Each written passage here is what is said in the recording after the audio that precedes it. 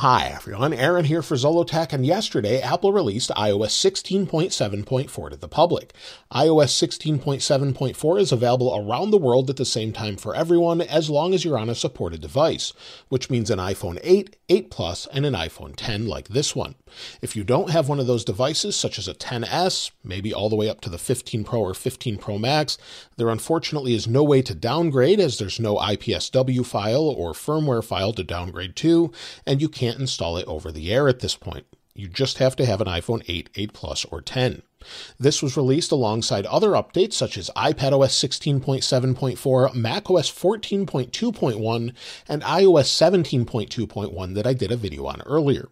Oddly, we did not get an Apple Watch update, as that's what we were expecting first, and we didn't have a tvOS or HomePodOS update either. This update came in at 548.6 megabytes on the iPhone 10, which is fairly large for a minor update. But first, before we talk about what's new, let's take a look at the build number. We'll go to Settings, then we'll go down to General, then About. As you can see, the build number is 20H240. And according to Apple, this update fixes an issue where built-in Apple apps that have been deleted may not reinstall. So that's the major update here, and as far as anything else, they haven't told us about it. So as far as any additional bug fixes, I did check around the OS for some of that, but it fixes those issues if maybe you uninstalled Mail or Safari or something else and you want to try and get those back. That should now work properly. As far as the notification bug, it does seem to work sometimes well, and then other times it just sort of glitches out like it has since iOS 16 all the way up to iOS 17 right now in the latest update. Any other issues, though, I don't see the wallpaper dimming bug that we have on iOS 17, and in general, everything else seems to work okay. We don't have the wallpaper issue as well. Everything else is what you would expect for iOS 16 at this point. No major feature updates, but just bug fixes at this point. One other thing I wanted to mention, though, is iOS 17.2.1 apparently fixes issues with the battery. This was found in the Japanese version, and I didn't mention it in the initial video, but I did know they were working on some battery issues.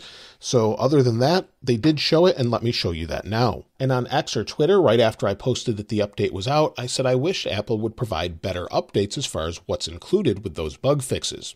Right after that, you'll see here someone, June DM, posted that they actually fixed some issues in the battery. They just posted this in the Japanese notes, but not in the English notes, which is a bit odd. I'm not sure why that is, but they did post that, and if you see this text here, it actually says that they've resolved some battery issues. So that's great to see. You'll see the translated version here. It's just odd that they didn't tell us about that in the English version. So that's great. Hopefully it improves over time, and maybe we'll have that update included in iOS 16.7.4, but they're just not telling us. As far as additional fixes, well, right now we don't have anything else that we know of, but we do know watchOS 10.2.1 or something else is expected very soon, and that's because Apple actually has to halt the sales of the Apple Watch Ultra 2 and the Apple Watch Series 9. This is due to the O2 sensor, and hopefully they're working on a fix to get that working properly. Apple doesn't typically release things before the holiday sort of vacations that everyone has for Christmas and then New Year's, but this year they've been a little bit more busy. Now, there is one other thing I wanted to mention before we take a look at the security updates, is Apple actually made available a new accessibility website where it says, even more ways to make it yours. These Apple-approved third-party assistive technologies can help you get even more from your technology in the ways that work best for you. So lots of different things such as braille displays, tactile graphic displays, different things such as hearing aids, and much more.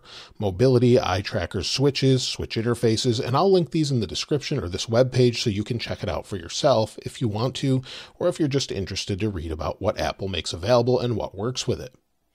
Now, as far as security updates, let's take a look at that, and you'll see on Apple's security release website, if we scroll down, you can see the latest updates from today. And with iOS 16.7.4 and iPadOS 16.7.4, you'll see what they're available for, as well as the iPads. It says this update has no published CVE entries.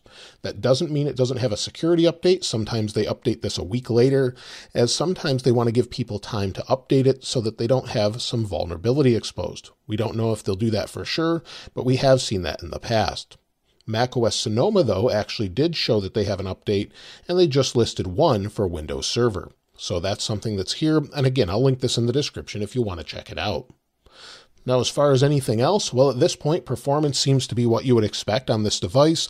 Not super fast. In fact, I used it right after booting this up, after installing the update, and it seemed a little bit sluggish going through different things compared to the latest phones, which I would expect, but more so than I had hoped. Maybe it will speed up over time, but I did run Geekbench scores so you can compare with those if you'd like to on your device as well. As far as overall heat, it's staying nice and cool. It really was barely warm except for when I was charging the battery. That's completely normal. This wasn't used for quite some time and it's processing a lot in the background, but I'll just show you thermals for those of you that asked for that. And on the back at the hottest point, we have about 30 degrees Celsius, or in Fahrenheit, we have about 87 degrees. If you're wondering if you should install iOS 16.7.4, I would recommend it just because it's a minor update that fixes bugs with issues installing Apple apps and possibly has battery updates as well, but that takes a few days to measure. As far as other updates, iOS 17.3 Beta 2 at this point probably will be out in the second week of January. Now, with this release schedule, Apple could have completely changed this through the holidays, but that's typically what they do every year. The final release will probably be toward the end of January, and then we could see an additional iOS 16.7.5 update if needed. As far as battery life, like I said, it takes a few days to go over that, and if you're curious or interested about iOS 16, let me know and we'll talk about it in the follow-up this weekend. As far as benchmarks, we have 1,074 for single-core, 2,397 from multi-core. It gives you an idea what your device is like if you want to compare it with this. As long as it's within a few hundred, it should be very good and performing as expected. Let me know your results in the comments below if you actually use this. If you'd like to hear more about iOS 16.7 in the weekend follow-up, please let me know in the comments below, and I'll link this wallpaper in the description like I normally do. If you haven't subscribed already, though, please subscribe, and if you enjoyed the video, please give it a like. As always, thanks for watching. This is Aaron. I'll see you next time.